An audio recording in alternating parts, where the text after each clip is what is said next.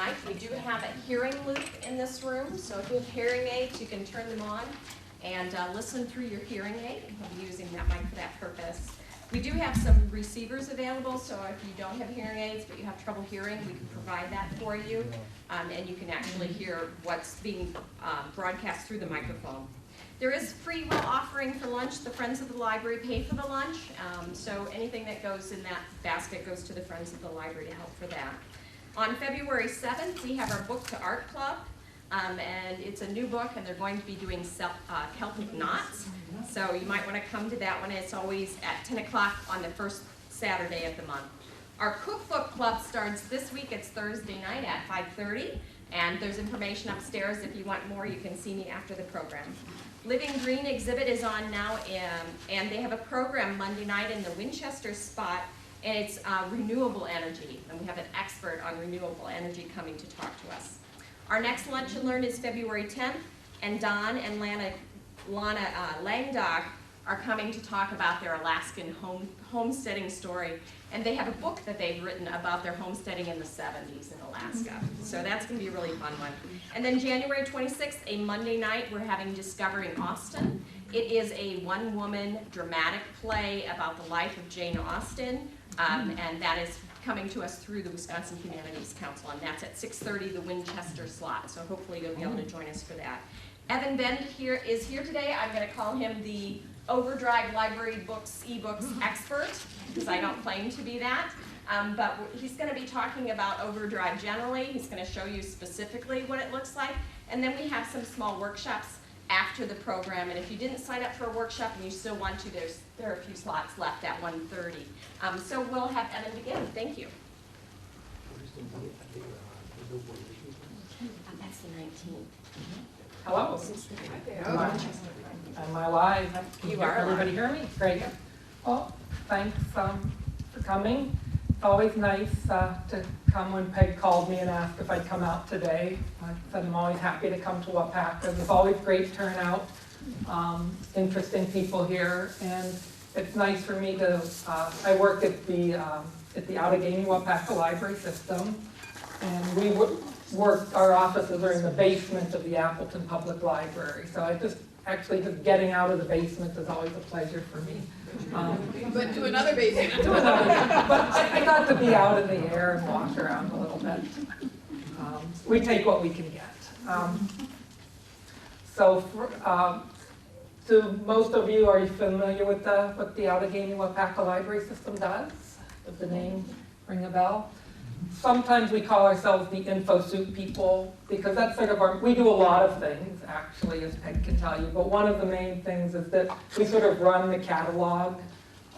So we have all the computers there and do the cataloging, so that when you're looking for materials at the library and you bring up a book and it says that it's at Wapaka and it's checked out, but it's at Marion, and you place a hold on the book, and that book comes to you, we manage the delivery as well. So we're sort of behind the scenes. So I don't actually get out and talk to the public too much these days, so that's nice. Another thing that we do at the system is that we've been involved a lot since the beginning of eBooks, bringing that to the library. So it is one area that I have some experience in. Today, what we'll be doing is sort of briefly, when I have a captive audience, I like to sort of give a little background, sort of the educational portion while you're trapped here. Just why things are the way they are with eBooks and libraries. And I think that helps you be a better patron of the library. You can sort of understand sort of the challenges that Peg and the Wapaka Library face as these new technologies come and change some of the services for libraries. Help to answer some of the questions of, why is there such a long hold on that book for that ebook, or why you can't find something. But I also help to make that process easier for you. I assume many of you, you're all here because you want to learn something about ebooks. Then after that part, we'll take a look just at the online, the library, the ebook catalog, and how sort of just the basics of that, searching and checking things out. I'm going to depend a lot on you for questions. sometimes I've been doing this for a long time, sometimes I forget the most simple thing, sort of like turn on the computer type thing. So please interrupt at any time with questions. And then afterwards, we'll have some time where we'll actually, for those of you that haven't checked out material yet, that we'll get your device all set up and you'll be reading library eBooks before the end of the afternoon. So one thing that's, when Peg asked if I'd come out, I said sure. I've been doing a lot of these ebook talks for many years. And it wasn't until just, like a day or two ago, I realized so much has really changed recently that most of my notes and handouts and slides actually weren't useful. So I went back to the drawing board a little bit, or sort of modified some things. So this is sort of trying some new things out on you, winging it a little bit here. The one slide that I was able to keep was that this is something that's completely evolved. This is evolving. And some of the things I tell you today literally might not be true tomorrow. They change that quickly. Sometimes I forget that the technological world moves so fast that it seems like iPads have been with us forever, and Kindle Fires. But it's really, I went back and I had to sort of look and see the first iPad was 2010, so less than 5 years ago. And not, at that time, not too many people, that was sort of a luxury item. And now pretty much everybody who wants one has some sort of smart device, like a Kindle. I was looking at the original, the very first Kindle that came out, just the little black and white one, in 2007, was $400. And there wasn't, much you could do with it, unlike an iPad or a Kindle Fire today.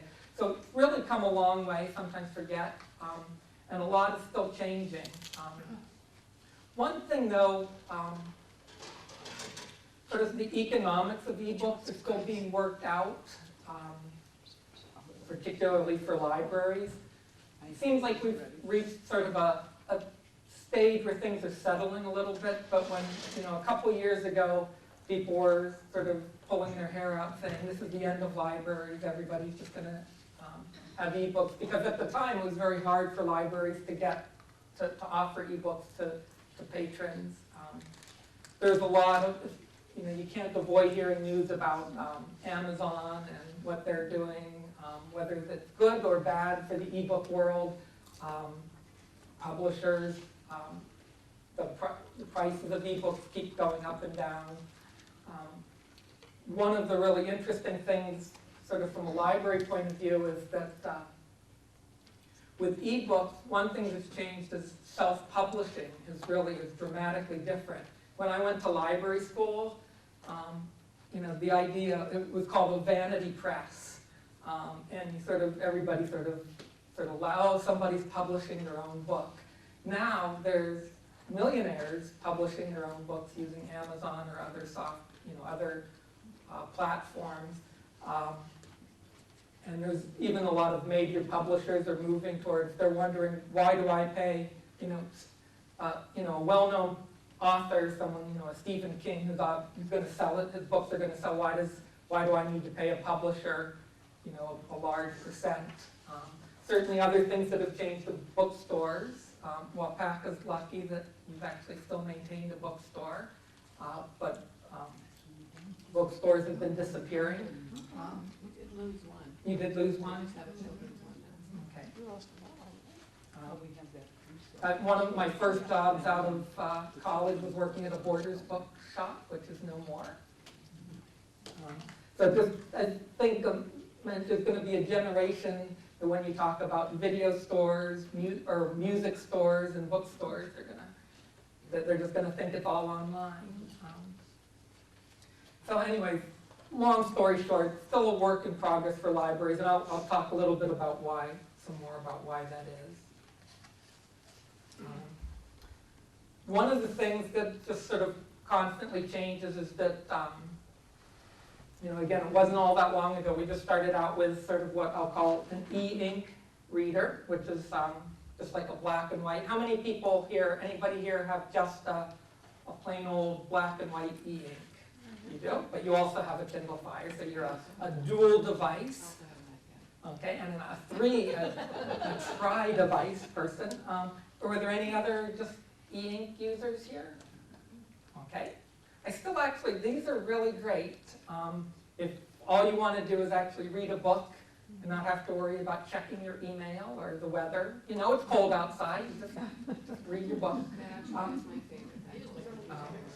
So these are great, particularly now since I'm a big fan, since they started doing the lighting in them, that was sort of one of the big drawbacks.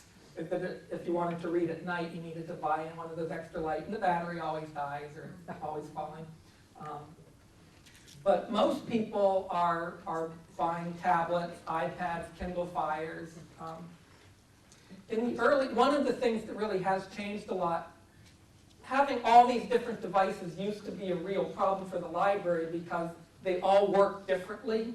And it was sort of a real nightmare. I remember one of the first times I was out here with Pay, we were just running around and we couldn't help everybody as a group because everybody's device was working differently. And now people are, the standards, whether it's the iPad or the Android, which is mostly the Kindle, the operating system, a lot of those are work similarly, and that's something that's made life a lot easier. Another sort of background thing that's important to try to figure out where libraries fit in is sort of this idea of an ebook ecosystem. And really the best example is Amazon. How many people here have a Kindle Fire? We go 1, 2, 3, 4, 5, 6. Okay, 6 Kindle Fires. Just want to keep track here. These are buying machines. How many people have buy stuff with their Kindle Fire? Oh, you're okay. So disciplined. But one of the things about when these devices came out, unlike a book, which is just, you either go to a bookstore or to the library to get a book, the device and the ebook are sort of tied together. So when Kindle started, when they made their first reader, their idea wasn't, oh, let's just do this service to everybody so that they could take their ebooks with it. It was, let's sell ebooks. So Amazon is the place that sells the books, and they sell the device. And now it's, whether it's ebooks, whether it's movies, music, the whole idea behind, and one of the reasons why the prices keep coming down of the Kindle is that they're not really trying to make a profit off of the reader. They're making a profit off of it as a device to buy things from Amazon. And it's the same way with Apple, and the idea of an ecosystem is they're the ones that pioneered it with the iPod and the iTunes Store. So the iPod itself is a really neat device, but by itself wouldn't have changed the whole music world. What changed was that they tied the iPod to an iTunes Store, so people could, for 99 cents, download any music, or they could manage their music easily so that they could walk around with their whole music library on one little device. And that sort of changed, Apple changed the music world, Amazon's changing the sort of publishing world. Barnes & Noble, sort of an interesting example. They got big into their Nook because they're a bookstore, they wanted to sell their books. They haven't been doing so well with their electronic, the Nook. In fact, they sort of stopped making that. On the positive side, actually, their print sales are starting to do a little better than people expected. Again, so one of the areas libraries had trouble was that when people started doing these e-books, there was an idea of selling. And it sort of really changes the whole library way that we do things.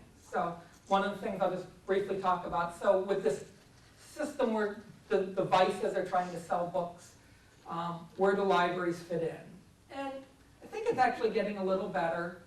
When I first started doing this, it was very uncomfortable. As I say, sort of like 2012 or around, or when we first started doing ebooks, there was really a lot of concern that this just wasn't going to work for libraries, that we didn't have access to compete, and that we were going to be sort of left in the dust. Things are looking a little bit better, but there are some, so I like to call it opportunities and challenges. So at first we were all worried about the challenges, and some of them, the big ones, are that libraries are still very much a physical item. We're still moving those in and out. We're buying lots of things. We're still buying DVDs, we're buying books, we're buying large print books, all kinds of different formats.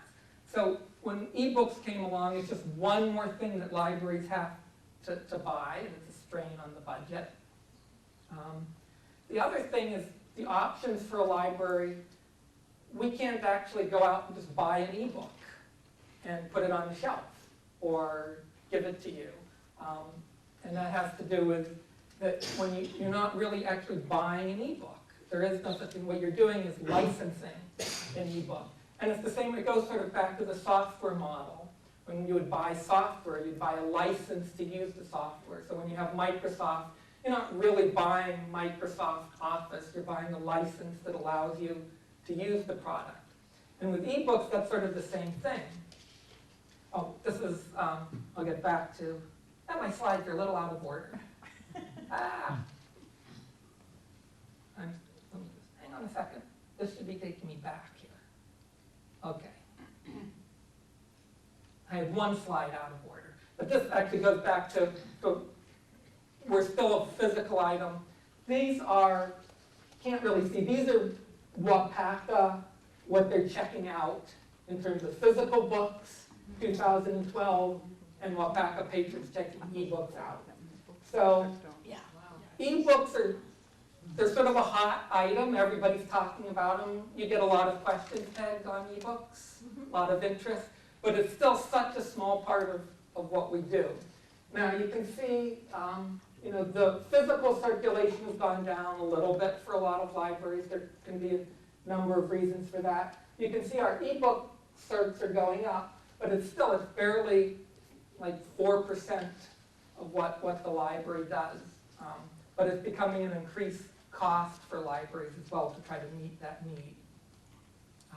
Okay, this gets back to what I thought the slide was going to be. When you buy a print book, you can do pretty much, have what's called the right of first sale. So you can take the book, you can donate it to your library, you can sell it on eBay, you can give it to a used bookstore, you can put it on your shelf, and 20 years, it will probably still be on your shelf, if you want it to be. And this is sort of the doctrine that a large part of what public libraries was based on this, is that a public library could buy a book, and we could put it on the shelf and do this really bizarre thing, which is we'll let everybody in the community take a turn reading that if they wanted to. And so that's been great for libraries. In fact, we've even sort of over time, it took a lot of work and some legal battles, but now libraries can even get discounts on books because we buy so many books. So when we buy a physical book, we're actually usually paying a fairly steep discount for those. When you buy, again, you're not really buying an ebook. What you're doing is you're getting a license to use. Now the print on this is a little small, so I'll read this. One of the things that's really crazy for us trying to buy ebooks for the library is that instead of this one model where we buy something, usually from a wholesaler or from Amazon, each publisher gets to create the license that they want for their ebook. So some people price, so here's Hope to Die. This is for if we were going to buy the ebook for you. Random House, this is a subsidiary, Little Brown, they decided we're going to charge more, $87 for the ebook to the library. If you went to Amazon to buy it, it's probably $8.99 or $9.99. If the library bought hardcover books, we're probably paying $15, something like that. I mean, $17. Why can't the library go to Amazon and buy it? Okay. Because there's a license to do it probably. That's called tax dodging. You ready? You have a contract. Let's change it so we can. Okay. Oops. Well, actually, there are some people working on some legal solutions, but here, this is for overdrive, the licensing. So if you've ever bought from if you ever go to Amazon when you buy, there's many, many pages of licensing agreements that we all read. And we're familiar exactly with what the licenses are. This is just for the library eBooks.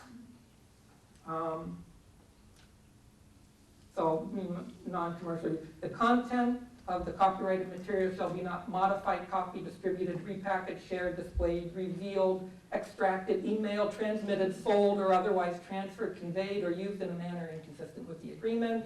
You shall not redistribute, repackage, transmit, assign, sell, broadcast, rent, share, lend, modify, extract, reveal, adapt, edit, sublicense, or otherwise transfer the content. So that's just, there's sort of the standard license. Again, there is a legal precedent that we could buy the book. But the legal precedent with a license is you can only do what the publisher says you can do with it. And so there is really no way, unless the publisher lets us, buy an ebook and circulate it the same way we do a print book. Just like if I go and buy a book off of Amazon, digital book, I can't share that with You anybody. cannot share it, and that is one big difference. Again, you're not really buying the book, you're buying a license to use it, and that license means that really only you can use it. Or they do have some very limited sharing, but it's so limited, you know, it's like 14 days to one person once. I haven't personally bought one, but I've heard people say, you know, that they give their, so basically, they didn't read the fine print to know that they're not supposed to be doing that. Well, you can't, what you can do is you can give I could give somebody my reader For 14 days. Oh, then they can, you can share once for 14 in days. days with Kindle. But really, there's no other way, the actual file, unless you give them your device, your iPad, your Kindle, or whatever, to share. They really, there's no way to send it. When you get an ebook, say you buy an ebook, is it there on your Kindle forever? Well, Until you delete it? in theory, with Kindle, they keep everything both in the cloud and on your device. So when I go into my Amazon account, anything I've ever bought from Amazon will be listed there, whether I still have it on my device or not. Or even if I move, you know, I'm onto my second or third Kindle or something, you can always get those back, as long as Amazon stays in business. So if you read it once, and you wanted to reread that book 5 years later, you could. Yeah, you have personal use of it. The other thing that people might be doing, and this is maybe what you're doing, with any of these, whether it's iPads or Kindles, you can usually have more than one device. I think Kindle's almost up to 6 devices. So with your family or you shouldn't with your friends, but if you shared your same login and your same account information, you can share. So for instance, in my family, my wife has originally bought a Nook and she has a Nook account. On my iPad, I log in, I download the Nook app and I log in with her account and I can read her books. And that's, we're the same family, we bought the book, that's okay to do. So you can share it across, but it has to be the same account.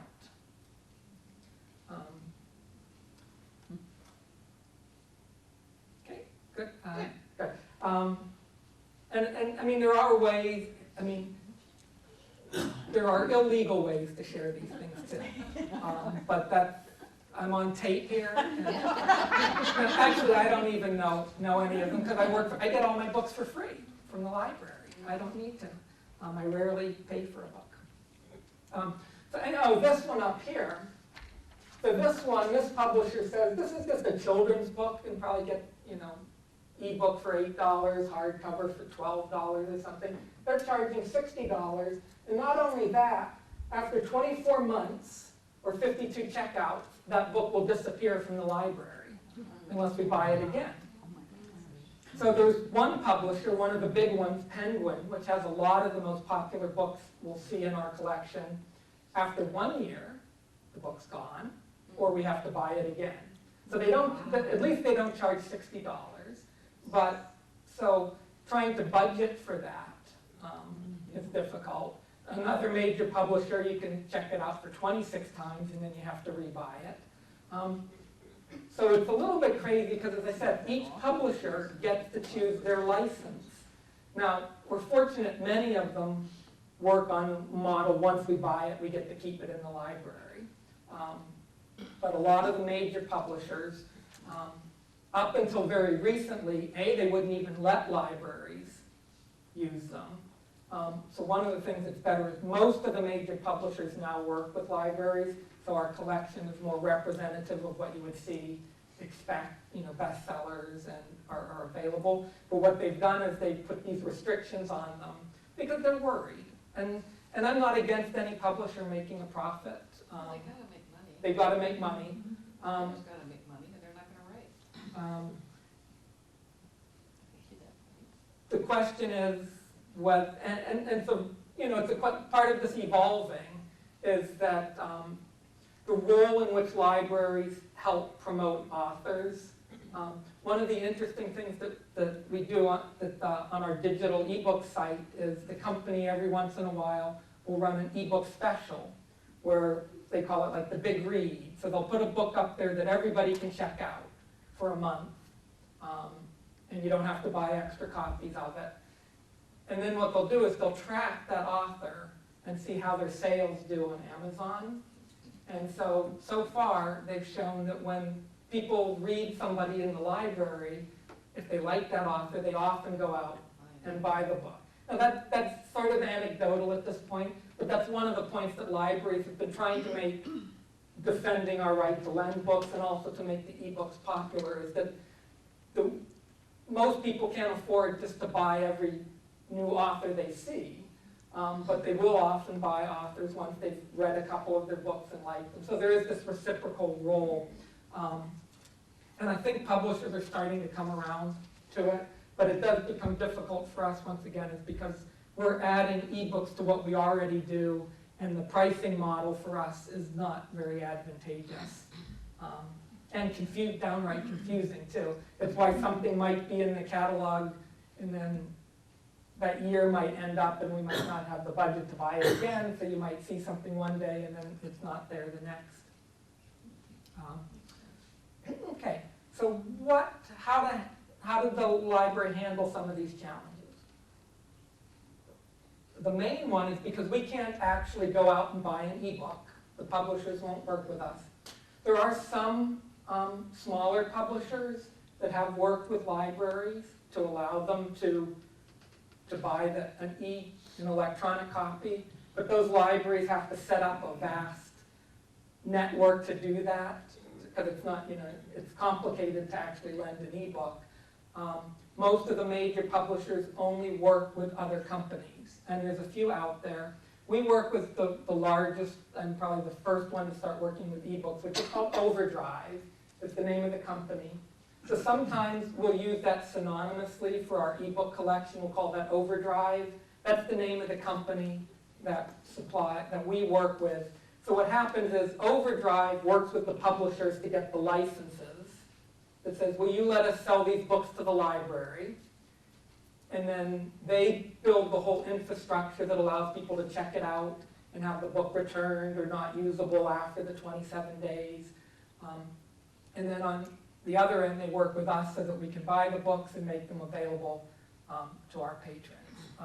So we'll sometimes call it the Wisconsin's Digital Library, the eBooks, or Overdrive.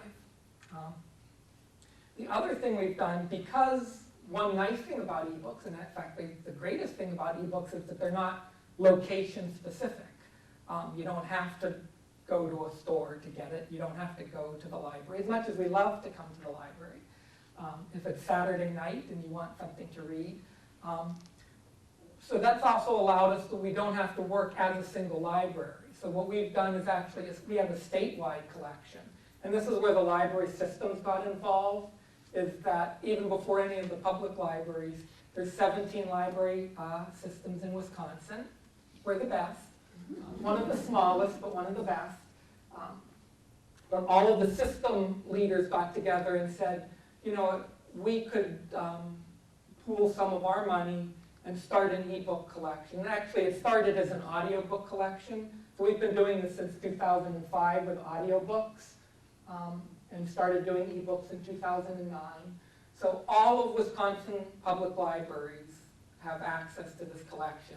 That's important to know because it means a couple things. One, the good is that it's a larger collection because we've been able to pool our money.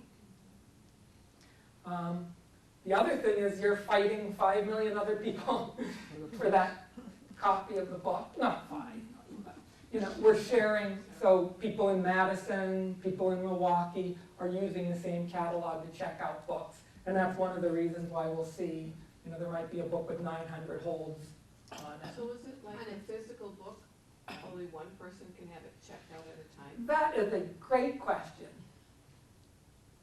And the answer is, right now, yes. Now, there are, and this is one of the things that talk about evolving, and this will change. There are all kinds of possible models with an ebook. There's no reason that it needs to be one user, one time. So it's sort of odd, but so for a bestseller, we might buy 30 copies of it. Copies in the air quotes. Because we're not really, you know, we're buying a license so that 30 people can check that, read it at the same time. There's no reason that you couldn't have a different model that people could just check it out whenever they want. When you say you're buying 30 books, 30 ebooks, does that mean that whole state of Wisconsin is sharing those 30 books? Correct. So your hold could be forever. Yeah. Just depending. It could. And we'll get into a little more of that. But yeah, it's the good and the bad of sharing. The collection is so much larger than any one library or even one system could build. What's the percentage between nonfiction and fiction? It's 27, Sorry. oh, I have that somewhere. Actually, I'll show you how to find it really easily. When we get to the site, all you do is hit all fiction, like 27,000 nonfiction and 10,000 nonfiction. But So when the library buys a book, a hardcover book, the library pays the same price as we would pay if we go out to buy a hardcover. we actually probably get a discount. Yes, you should. But with Amazon, actually, if you bought it on Amazon, you get a pretty big But you discount. still But yeah, only get to have that book for the X amount of days. Yeah. So that's how they're doing when you get the ebook. Yeah. You can only have it for X Yeah. amount of days, the same way as a hardcover Yeah. book would have been. But- so it's an economic model and not a technological model. The technology would allow everybody to check it out at one time, but the economics of it say that there's different ways to do this. There are some ebook vendors, and there's a popular service that we've looked at. It's called Hoopla. Midwest Tapes does that, where they do ebooks and music and videos. Every time you check it, there's no holds, no waiting, but every time a patron checks it out, ka-ching, ka-ching, so you're charged per checkout. Now, that's hard for libraries to budget, because then you would say, well, you can only check out 2 a month or something like that, and that's sort of what you have to do when you use one of those models. It's also very hard, I don't know about you, Peg, it's hard for me as a librarian to get my mind around that model of paying every single time somebody checks something out. 5 years from now, we may think differently. That might be the model that the publishers say, you know, this is what we're going to take it or leave it. And that's really all we would have a choice. Then in October, we would say, whoops, can't have any more ebooks for the rest of the year, we've maxed it out. Yeah. So you have to go to the library and get a regular book. Well, that's okay too. Yeah. So that whole model of one purchase or Some of them are what are called metered, meaning that we only get them for so many checkout. That's all publishers, libraries are all sort of working out what's going to work. There are some publishers that are sort of working on a model that you pay a certain high upfront fee and then anybody can check that book out. We don't really have too much in that. We had some titles like that, but we did that on an annual basis and it just didn't work out because they were mostly older titles that if you buy one of, that met the need. There's probably only one person in the state that wanted to read. But that's actually the advantage of this large collection is that we can buy some obscure, like if it was one library, you're going to be really careful about what you buy because you're just going to want to make sure that it meets a need. It's easier now to buy a few more obscure things because you know you have a large, somebody's going to be interested in that. Good, it's a great question, and that's going to continue to change. This is a little bit of background. When we first started doing this, it was the library systems, the 17 systems we got together and put together some of our money together to pay for the eBooks. And then we said, you know what? We don't have enough to meet the needs. So we went to the libraries and said, you're going to need to continue, you're going to need to fund these the way you do, the libraries always buy the materials. And what we did was ask the libraries to put 5% of their materials budget. So 5% of what would have gone to books or DVDs, put that towards ebooks. And believe it or not, I think this is pretty amazing. All 330 some libraries in Wisconsin agreed to do that. And so that came up to about $1 million. As you can see, we're not dealing with inflation very well. It's one thing to get people to agree to do something, but then to up that. But so the last 3 years, we've put in $1 million for this collection. We're going to continue. This is doing ebooks and audiobooks. One of the things to just think about, though, is Overdrive also does video. We have a very, very small test collection. Do we want to do video, or library patrons going to do video, or does Netflix have the corner on that market? There's a lot of interest in doing magazines electronically. So one of the things we're going to do is talk about with the libraries, do you want to put more towards the state budget so that we can add new things like movies or magazines, or do you want to put more so that the whole limits aren't so much? So that's a tough question. And it goes back to that chart where our use of ebooks is going up fairly quickly, but it's still such a small percentage of what we do. It's a really tough choice. And Wapaka Libraries will spend about $3,000 in 2015 for ebooks for the Overdrive collection. So that's our portion of that 5% of our materials budget. Other thing to keep an eye out for, because nothing's ever quite super simple. There's each individual system can also buy additional copies, which are only available to people in that system.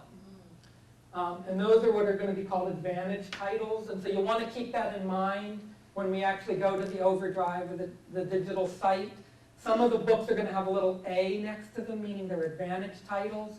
So you actually won't know how many copies there are until you log in, until you sign in. Because once you sign in with your library card number, it's going to know that you're an InfoSoup library. And so all of the titles, the extra titles that we've bought will be available. And this is the fun part. So you could see a book have 900 holds on it. In fact, I think I have an example coming up here. But you don't know how many copies. You can see that it's an advantage title, so you know that some InfoSoup library, usually Appleton, has bought more copies. When you put a hold on that, those copies are only for you. So of all those people that are 900 that are on hold, you don't know how many of them are in your library system. And you don't know how many copies we own. So you could actually conceivably get it the next, you could be 906 and get it the next day. But you wouldn't know that. Not generally going to happen.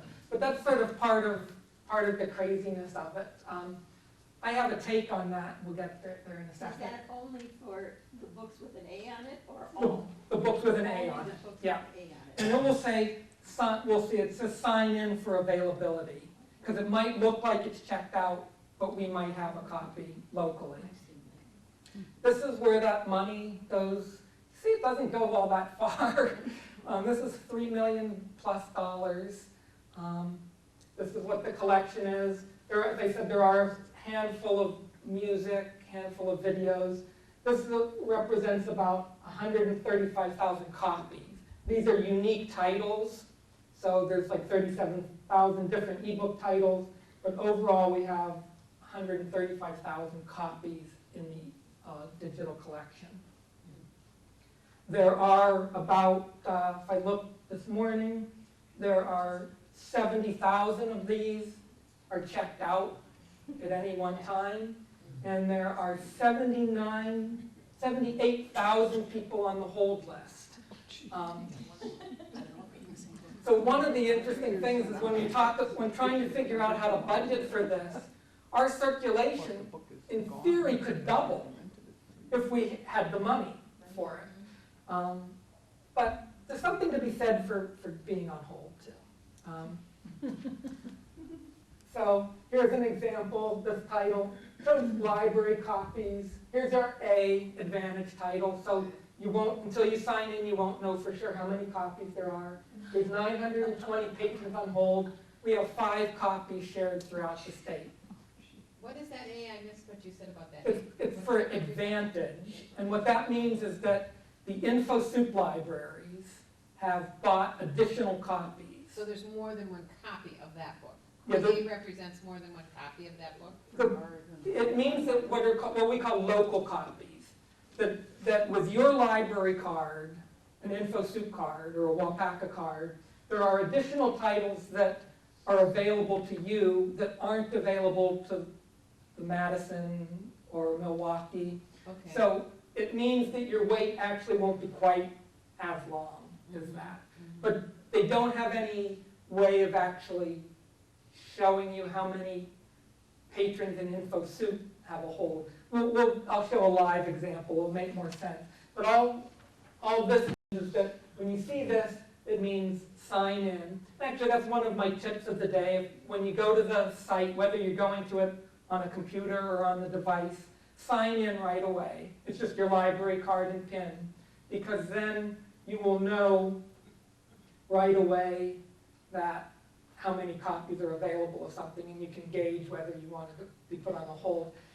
And sorry to do this, but one other funny thing I talked about licenses and titles. There are some publishers that won't sell to the state as a whole, but will sell to the smaller systems.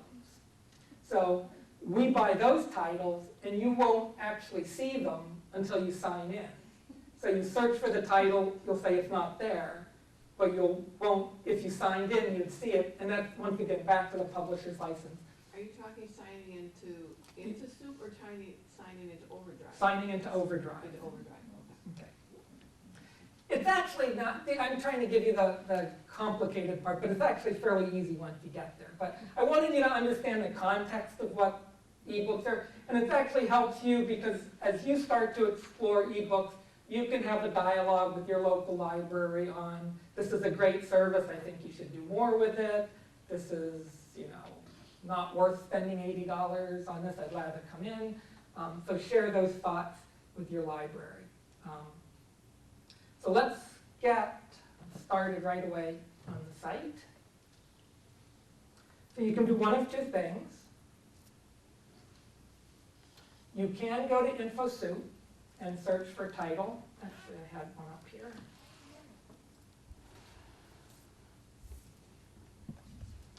Oh, it refreshed on. I thought I had a title already searched in here. We do have eBooks catalog in InfoSoup. So if you're looking for an author or a title and you don't care whether you have the print version or the ebook version, you probably first want to go to the InfoSoup catalog.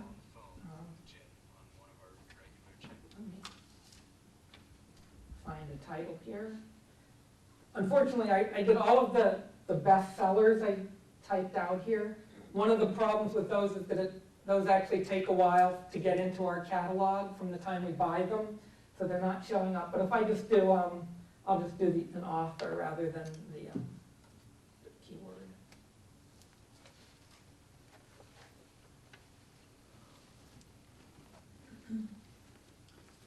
So you can see here are the, if I can find an ebook.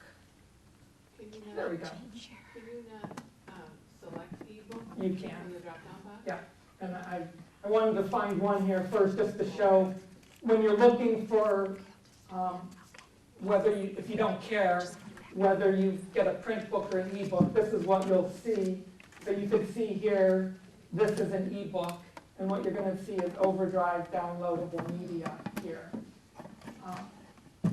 One of the things that's going to change sometime in probably mid-year is the InfoSoup catalog is going to get an upgrade, and it's going to be more closely integrated with the ebook, so you'd actually be able to check out ebooks in InfoSoup rather than, going to a separate site.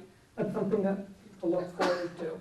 But right now, the biggest problem we have is it takes about a month from the time we license a book on Overdrive. That's immediately about it's available 24 hours later. You won't actually see the record for it. So even though we do have the ebook for all the light we cannot see, it's not going to show up in InfoSoup. So if you're going to look just for the ebook, what you're going to want to do is, for now, start, whether you're on a computer or on your device, you're just going to go to the digital book site Overdrive. And so on InfoSoup, you can click here. On your mobile devices, your iPad, your Kindle Fires, when you download the app, you're going to set it up so that it goes right to this site. So you don't necessarily need to go type in this or even go to InfoSoup. It's going to be part of your app, and that's what we'll be doing when we do the hands-on section. We'll get that all set up. Here is the library, Wisconsin's Digital Library. Couple things. If you're just browsing for something, you can choose your categories here. You can search title, author. To answer your question on size, I can click here all fiction. Now, one thing, their subject heading, this is actually pretty much all adult fiction. They catalog their kids and teens a little differently. So there's about 21,000 titles of fiction. If you wanted to browse, now you probably don't want to spend and look through all of those to find something to read. A couple things you can do is you can go to the subject and narrow it down a little bit. So if you wanted mystery, historical fiction, romance, we'll just do mystery. There's an awful lot that are checked out. Yeah. So the other, Disgusting sometimes when you want that book. yeah. So, the other thing, so what you'll want to do is, if you wanted something to read today, there's the show me, you can click on available now. And what this is going to do is limit to, so I need something to read now. You click here. Now, all of these titles should be available. One thing to notice is, so when this is black, a dark black, that means that it's available. Sometimes even when this says you're available now, you'll see this gray. Basically what's happening is somebody is checking that out, is in the process of doing that. It's sort of in that gray area of appending, so that it's not really out, but it's not in either. So you'll get a couple of those, but pretty much everything you see here. So you can see we went down from how many thousands? There's 1,000 titles available. And then you can, again, you could choose I'm limiting it to mystery that's available. And so you could just browse through this list. You can read samples. You can click here for more information about the book, or click on the title to get more information about the book. So do you get that book then for like a month, and then it goes, they take it away, or do you have to let them know? Or when you're done? The maximum checkout is 21 days. 21 days. And does that vary by popularity of book? Oh, well, a good question. Just up until fairly recently, it was all standard. Because there were a handful of books that had these mega holds on it, we recently decided to make those what are the equivalent of the short loan books in the library that would have 14-day checkout so that people could get them quicker. But that's really only about 10, 12 books, the ones that just everybody is on the list for.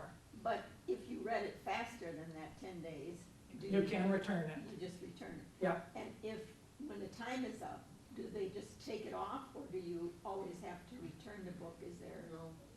What will happen is, and each device is a little bit different. So what do you have, an iPad? So on your iPad, it's going to be returned after you either return it yourself, and I'll show how to do that on an iPad, or after that time, the next time you log in, it's going to say some of the material on your iPad is expired. Do you want to delete them now? So you delete them there. Because you can't open them anyway. You couldn't open them anyways. So the actual method works a little differently, but basically after that time, it's going to not be available. So one of the things, let me see if there was an advantage title here. Or actually, I'll do that.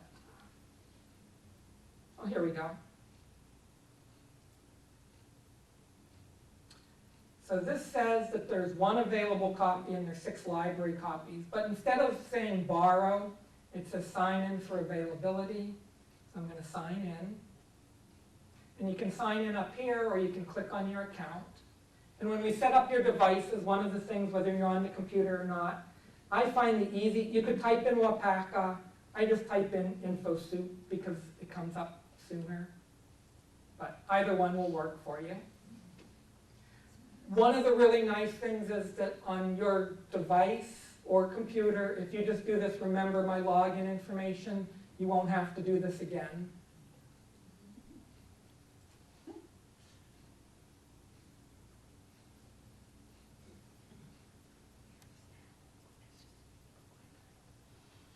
going to click sign in.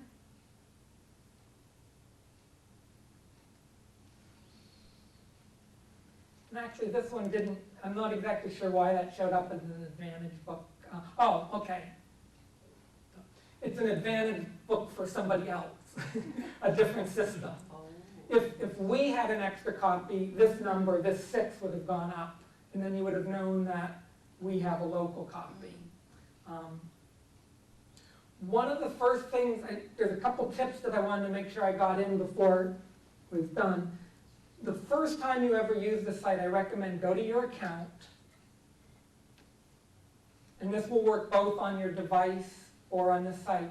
One of the tricky things to remember the first time you start using this is there's really, you have 2 bookshelves, and you essentially have 2 sites. You have this website, which is where you get books and where you check books out, and where it keeps everything. This is sort of like the Amazon store. It keeps everything that you checked out here. And then if you have your device, you have a bookshelf on your device, and I'll pull that up on the iPad in a second to show you, is that whatever is here on the website, no matter where you log in, whether you're on your computer, on your device, you're in Scandinavia, I mean, wherever you are, you're going to see the same thing, as long as you put in your library. So you can get to this information anywhere you have internet access. What you download to your device and put on your device is specific to that device. So if I take my iPad here, can do this really quickly.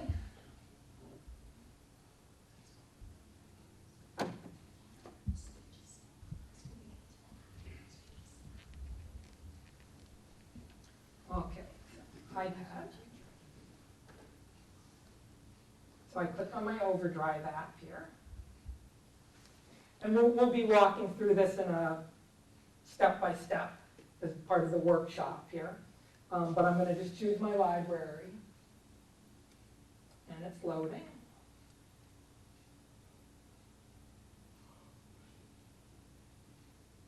So I'm going to sign in. So you can see it looks pretty much the same as what we were looking on in the website. So I'm essentially looking at the Overdrive website.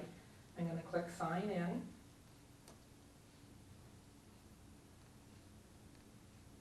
This should remember me.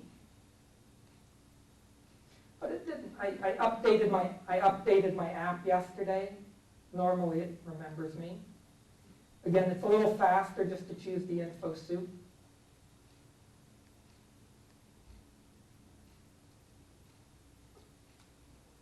Sorry, I didn't have this remembered. How many people have their library card memorized? Oh, we need to hand out prizes. I have it on my iPad and my notes. Beth, I got it on my keyboard. okay, everybody gets a prize. 4, 6, 7, and I got you wrong with 3. Okay, so I'm logged in. That's not really hard, no. I'm going to click on my account. So these are the same materials, but if I want to actually download something, at this point, what it's going to do is put it on this device, and it's not on, oops, this was a Kindle book. Wanted me to do the Kindle. Chose the wrong one. All of them are only 4. Oh, I see, it's a Kindle book, so it's only 4 Kindle. And that was when I checked it out. That was my choosing. Oh. Most of the books, I would say about 98%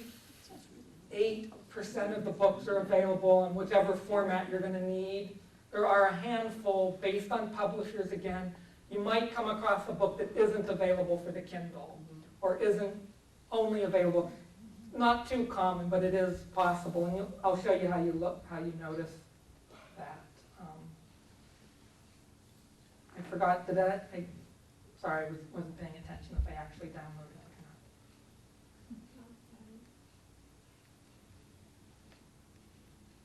not. Oh, no, I didn't. Oh, yes, I did. Okay, so if you learn nothing else today, if you use an app, this will be the most helpful thing, I think. Is that there, see where it says bookshelf? This is the bookshelf of what I've downloaded and I'm reading on my device. Oh, this is sort of a loose. See if you can get it back. I noticed I sent some books back because I didn't get to them, to read them. I have a habit of putting too many books on there, I think I can get them done. Then I went back in to see if I could take them out, and it said I already took them out. Can I open that up and get it back? Okay, You probably have to read, you probably have to check it out. Oh. see if there's a hold or not. Well, that's where I was trying to redo. Oh, Maybe if I stand here. Let me just try one more. Oh, no.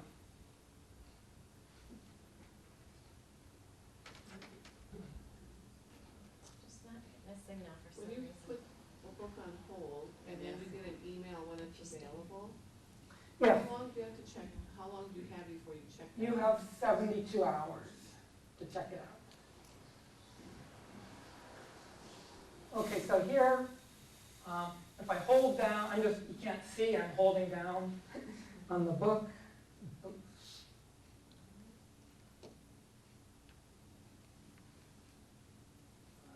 One thing, With the Wi-Fi, it's a little slow. Mhm. Get back here. one thing I find out that it doesn't tell you how many pages are in the book. Each Drives me one, nuts. yeah, they're actually working on that in terms of a location. So like if you have a Kindle, it'll say 83% done, because it doesn't know what your font size is, so it can't really do the page. But they are working on some things, and that's going to vary by your device. And it might even vary by the book. So by tapping on here, you get your choices of returning or deleting. With the library books, you always want to return rather than delete, because that means somebody else would have access to that title. If you just delete it, it's not gonna be available until that your time. Yeah, it's not available to you, and it's not available to anyone else until the 21 days are done. The thing I really wanted to point out, as I said, the workshop will go through this a little more detail. Yeah. Well, actually, what happened was I was trying to update this last night, and when I plugged it into my computer, it synced it with everything I ever, so it actually made it worse. I didn't want that. It automatically synced, so I'll have to go through it. Yeah, because I have problems all the time, I think I'm the only one. So if you have a device like a regular Kindle, like our Paperwhite, I would have to go onto the computer or one of my devices that would have the app in order to get it downloaded. Because I can't even shop on my Paperwhite. Your Paperwhite, and actually I'll show you exactly, it's up here. I have to say this one thing because I keep forgetting. Okay, this setting, the very first time you use Overdrive, this is important. See where it says lending period? It defaults, well, sometimes it used to default to like 7 days. Go and check the 21. If you do audiobooks, do the 14, the video 7. You can always return something. Can't get that. It's hard to get it back. One of the new things is they've just recently started renewals, but you can only renew it if nobody else has a hold on it. And you can only renew it, that renew button only comes up about 3 days before it's due. So go change your settings, and then if you do read the book quickly or decide you don't want it, it's easier to return rather than say, oh my gosh, I'm almost done.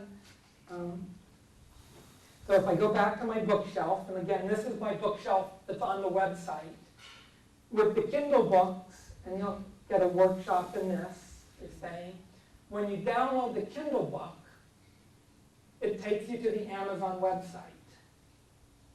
And then I'm going to say, get this library book. And I would then log in to my Amazon account. And now it's just the same way. I'm not going to type all this in. Which device you want to send it to. So you would choose your Paperwhite if you wanted it on your Paperwhite. Oh, did we? There we go. eBooks I bought books on the Amazon, and they're in my cloud. Yep. That doesn't affect what I already got in there when I go to the Amazon with it. No, they keep it. When you go to your Amazon account, they will have, and you look at your digital purchases or whatever, they'll have all your library stuff there. And it will say expired. And guess what it will say? Do you want to buy this? And that's one of the things one of the reasons that, at least right now, Amazon's willing to work with us, is that they keep track of what your interests are. And so you'll get emails that say, boy, we saw that you enjoyed this book. Do you want to buy some of these other books? But it's all part of anything you do through the Kindle store, download the Kindle books, is all part of that sort of Kindle ecosystem. And one of those topics we didn't get to really talk about is sort of a privacy issue, and that's sort of another interesting thing with eBooks. Libraries have a very sort of strict sense of privacy, and even Overdrive follows that. But when you go out to the Kindle site, the first time you do it, we have a little note saying, any of the privacy laws that libraries live by are not the same as Amazon. Sorry, I didn't get everything covered. We're gonna do some workshops.